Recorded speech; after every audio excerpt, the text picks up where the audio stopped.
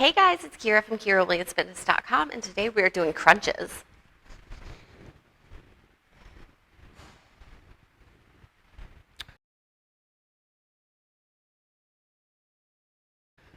When I do crunches, I always want to, we're going to start lying back with our knees bent, but I pick a spot on the ceiling and I stay focused on that spot, kind of bringing my chin towards that spot so that way I'm not yanking on my neck, because this is not a neck exercise. This is a core exercise.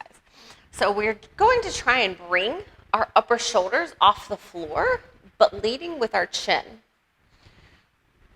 Squeezing our abs the entire time.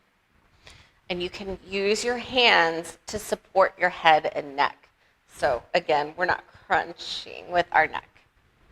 Just tilt that chin upwards the entire time.